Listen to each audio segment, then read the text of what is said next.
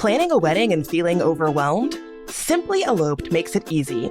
With over 14,000 elopements and vow renewals planned and 37 stunning U.S. destinations, the planners at Simply Eloped have you covered.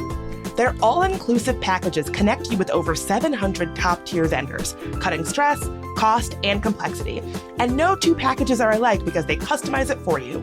Your story deserves ease. Let them handle the hard stuff. You just show up and say, I do. Start at simplyeloped.com.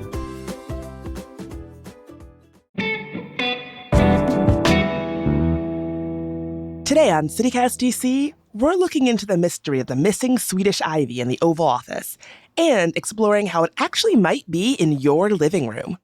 If you've got a Swedish ivy plant in your home and you're not quite sure where it came from, there is a non-zero chance that it once lived in the White House. Cuttings from a Swedish ivy plant that lived for decades on the mantle of the Oval Office have quietly made their way all over DC, part of a little-known tradition that's been spreading for decades. And it's something CityCast's own Rees has been getting to the root of.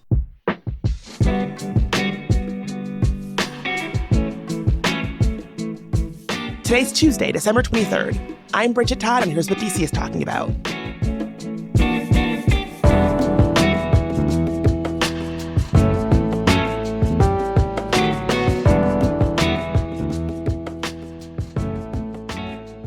So Annie, before we started recording, you were telling me about this Swedish ivy, and I could tell that it's something that is exciting to you, but also something that you maybe kind of stumbled upon. How did you learn about this White House Swedish ivy? I'd sort of heard about it in the ether. Have you ever heard about the Swedish ivy, Bridget? Never. Okay, so I'm in a lot of DC plant groups, the ones on Facebook, kind of like Buy Nothing, where people will often offer cuttings. And I was talking to a friend and she was like, one thing I've noticed is whenever people are moving out of DC or sometimes moving to DC, one of the quintessential cuttings that they will ask for is Obama ivy or White House ivy. And that kind of got both of us thinking what the heck is this? And then I did some research into what it is. And it's this ivy that has been in the Oval Office for decades. Does it look like just normal standard ivy that folks are used to seeing when they go to Rock Creek Park and things like that? Basically, yeah, it's kind of maybe it's a little bit of a lighter green. And then it has almost a little bit more of a sort of scalloped arrow shape. So yeah, it's a little bit, it's not as round as some ivy, but yeah, very much it looks like ivy you might kind of see. It doesn't, it's kind of a modest, a humble house plant. I wouldn't say that it is, you don't look at it and you're like, that's a bird of paradise. Oh my God. It's kind of humble, but it's become this real symbol in the Oval Office until recently. So what exactly is the history of this ivy?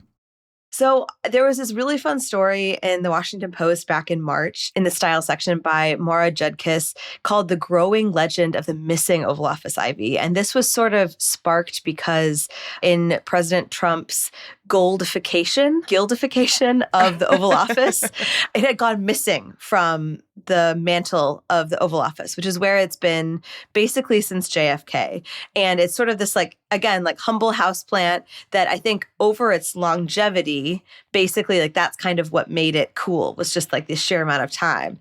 So anyway, so she was exploring this because we were starting to see a lot of gold, the Swedish ivy went missing. And it was just it's a small thing, but it was one of those many things that different people who had worked in the White House or different historians kind of glommed onto. It was where is it? So the story goes that it was given to President Kennedy by the then Irish ambassador to the United States as a symbol of the friendship between countries. I don't know why an Irish ambassador would give Swedish ivy.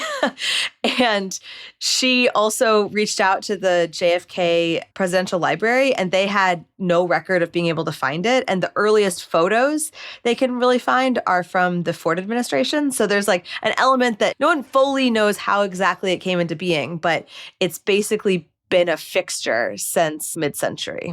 There seems to be almost an air of mystery around it. Yeah, I think so. I think that for a long time, and one of the reasons I loved this so much is that it felt like this kind of quintessential DC story where we are adjacent to so many things within the federal government, where it's sort of a if you know type thing, and this is an if you know that's just kind of fun and sweet and odd. So one thing that I thought was really interesting that the article pointed out is that it's taken several shapes over the years.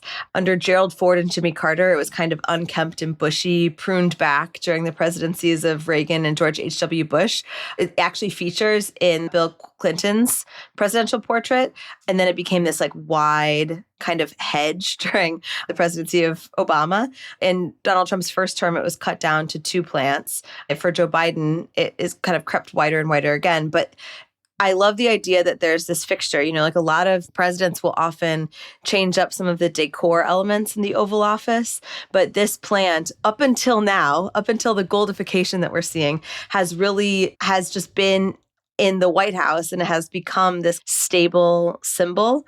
One thing I also found amusing from the article is it really played up the idea that it was like the backdrop for these meetings with countless leaders and foreign dignitaries. Like anytime there's like a tense meeting in the Oval Office, like it is always behind the president, which is just like an interesting kind of factoid. Like picture Whitney Houston, Nelson Mandela, Pope John Paul II, Margaret Thatcher, President Zelensky.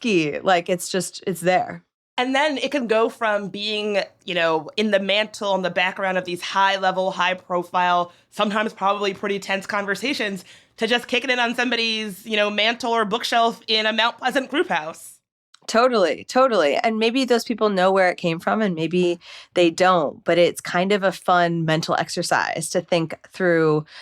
I don't know how many people in DC and nationally have it. I mean, one of the things I was talking about the Facebook groups earlier, there are some people who write in to say that they got cuttings from a friend in the Clinton administration or the first Bush administration. Like it does go back far.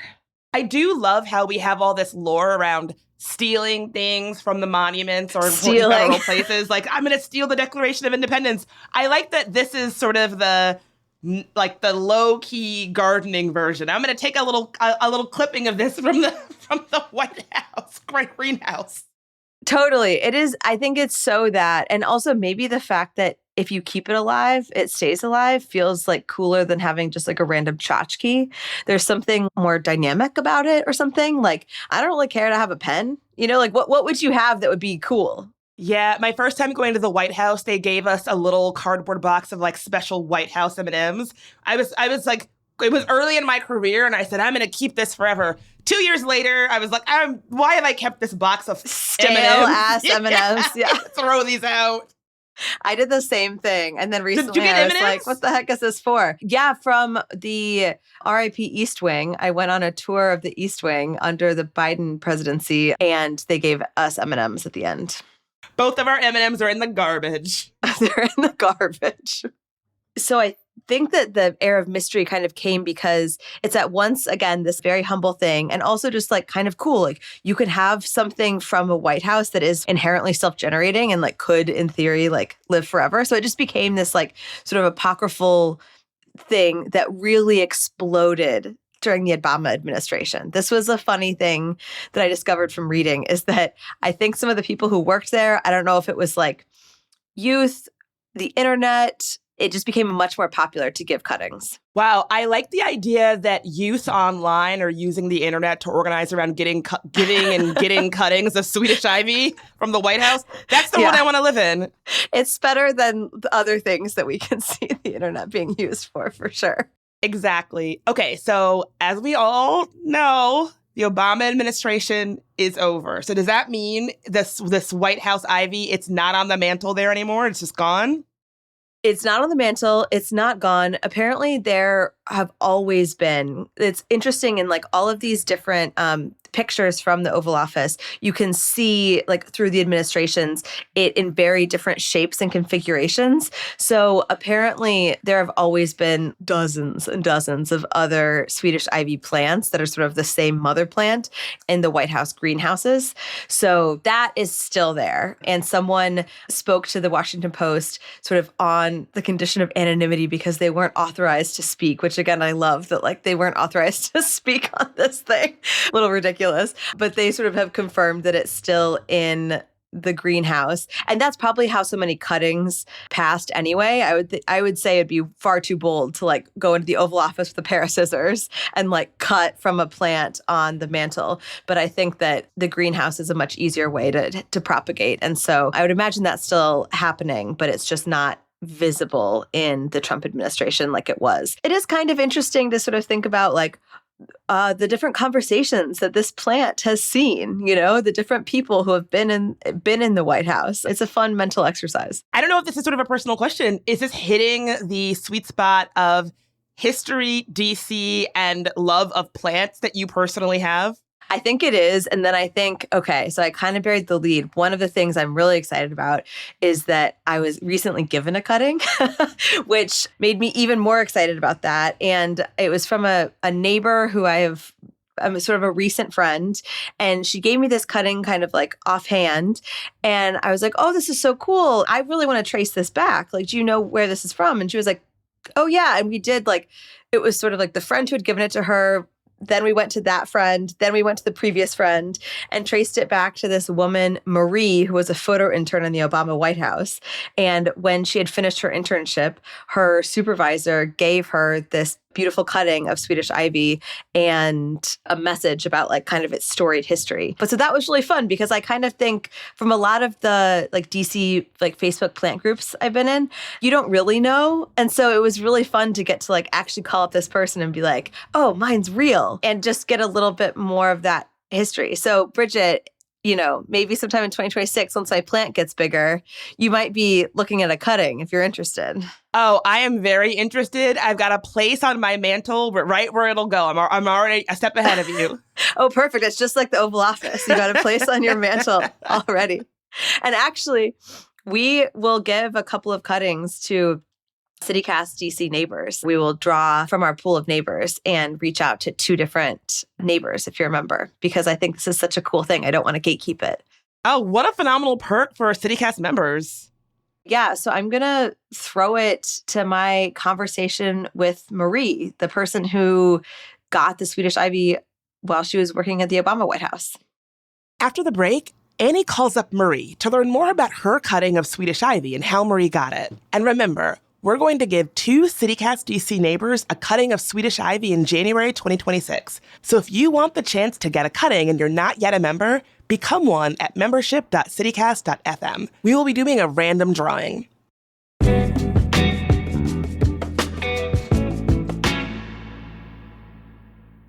New Year's plans are always tough. You don't want to go out and spend $5 bajillion to get into some stuffy, overcrowded club, but staying in isn't really an option. Look no further than the Black Cat New Year's Swing Ball. It's DC's most legendary and longest-running big band night, with non-stop music from Peaches O'Dell and her big band orchestra. Plus, games and fun for just $35, it is one of the best deals in town. No dress code and a relaxed atmosphere that caters to everyone. Grab your tickets at blackcatdc.com now. That's blackcatdc.com.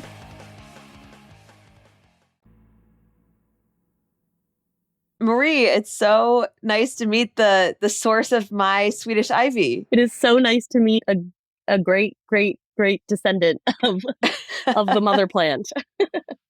I love when stories like this spread because it is insane to me that I received a tiny plant 13 years ago and then this week you email me and are like, this matters to me.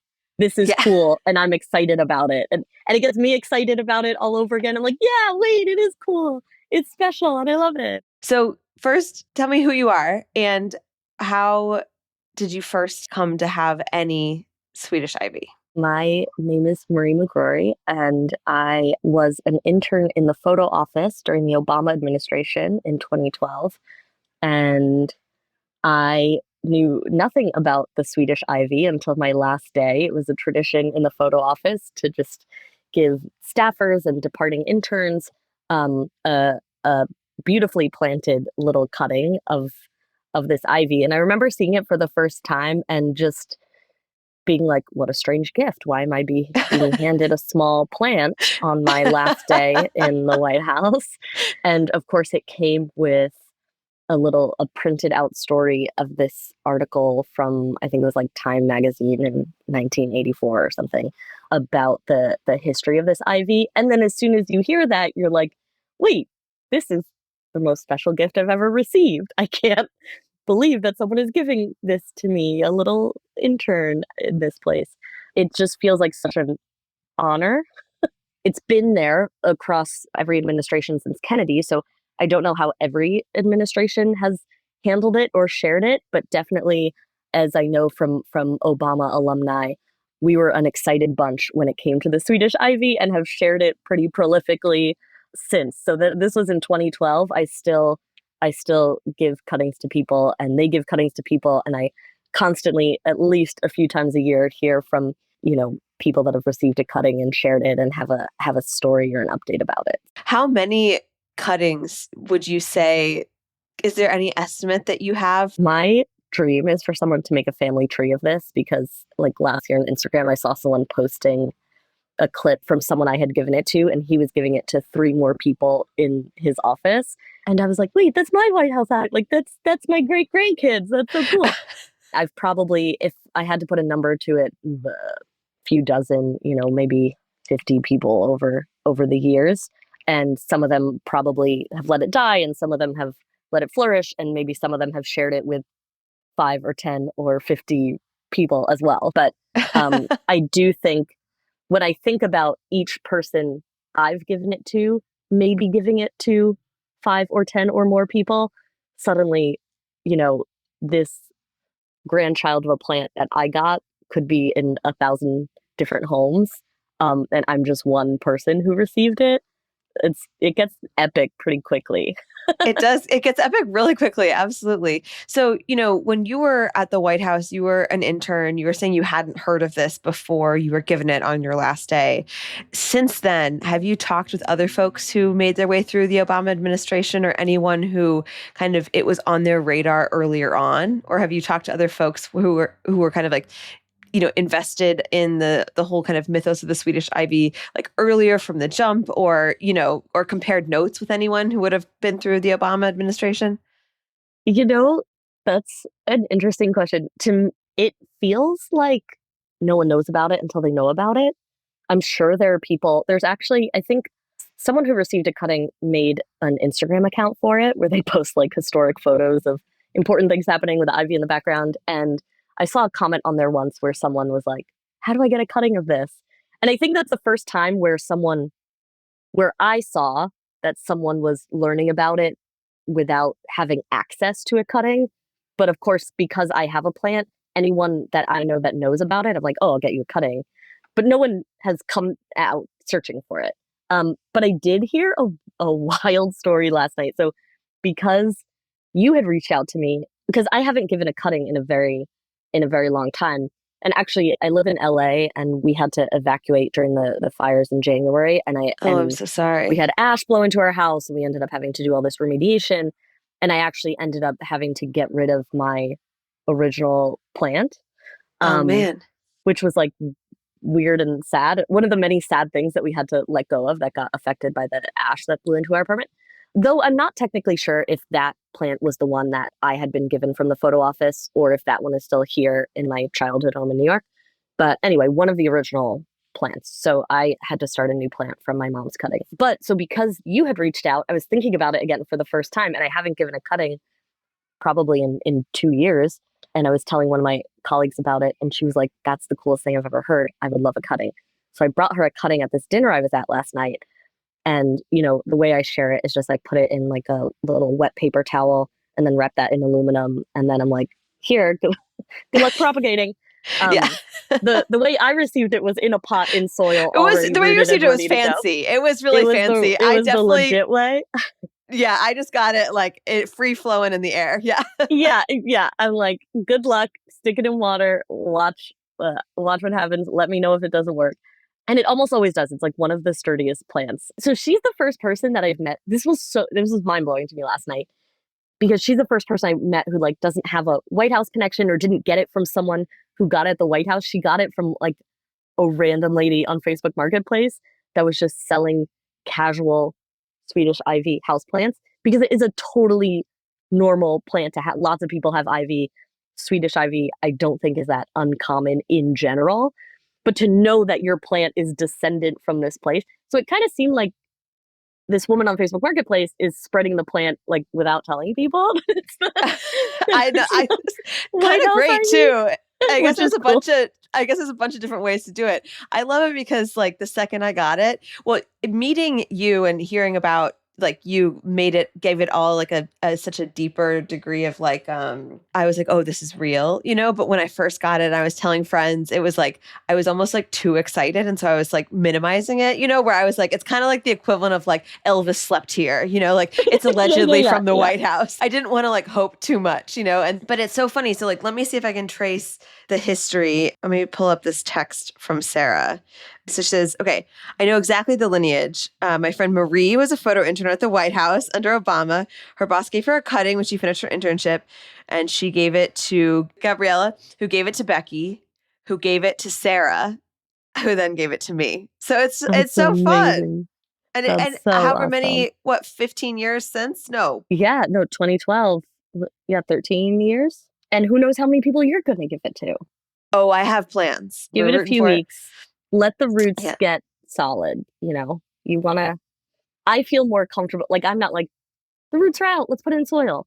You have the time, you want to establish like a big healthy plant. Let the roots go a little cuckoo bananas before you plant it.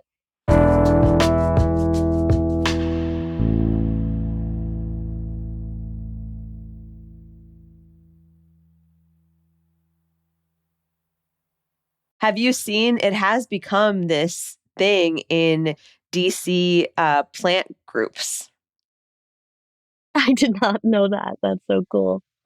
Yeah, my friend Leisha was telling me about it. Like it's in various like ones on Facebook in particular, I think, and also on Reddit, where especially when people are leaving DC, they say like, hey, does anyone have a cutting of the Obama ivy? And I think in particular, a lot of people Specifically ask the about Obama ivy. specifically the Obama ivy. Some people ask about White House ivy, but I do think that there is something, it did seem like it exploded under Obama more.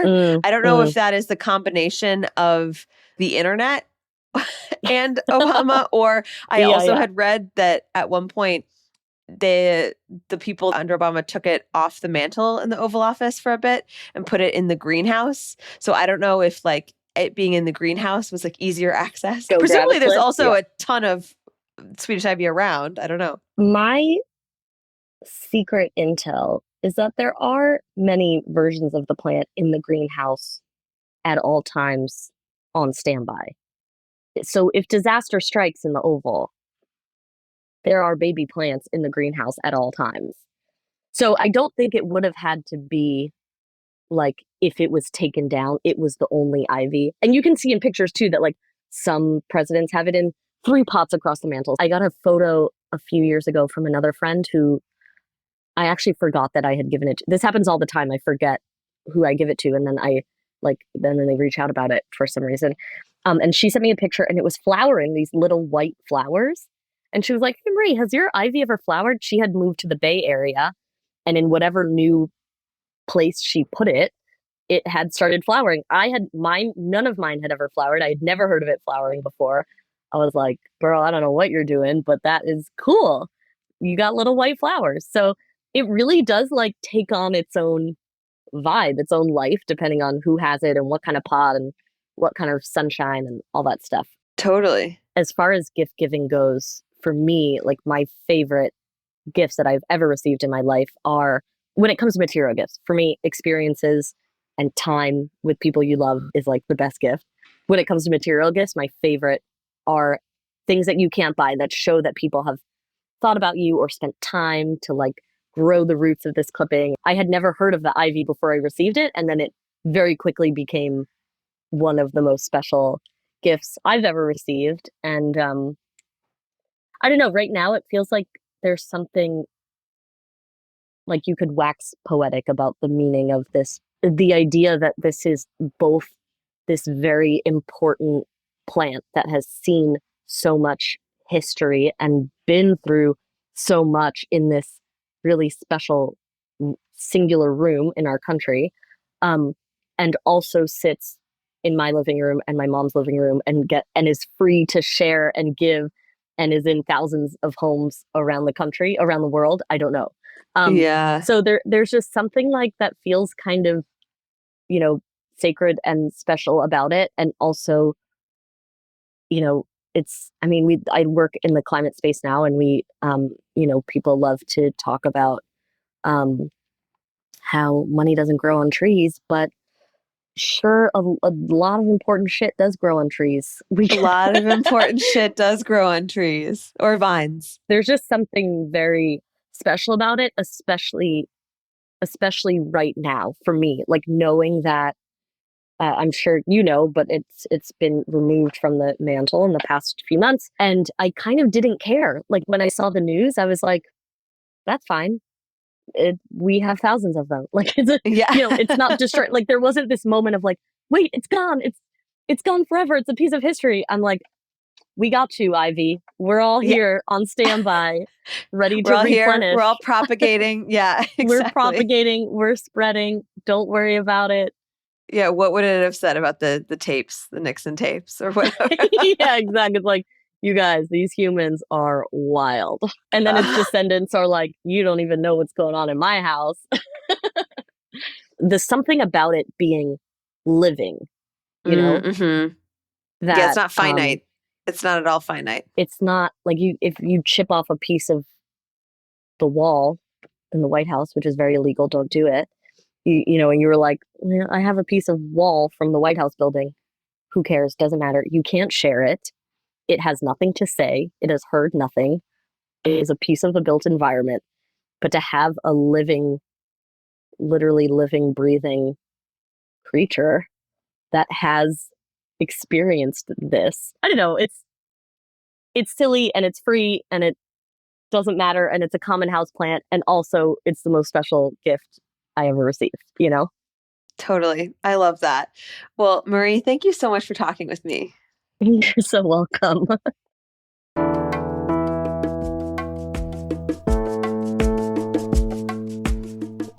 And that's all for today here on CityCast DC. We'll be taking a break for the holidays, but you'll still hear us in some episodes at the end of this month.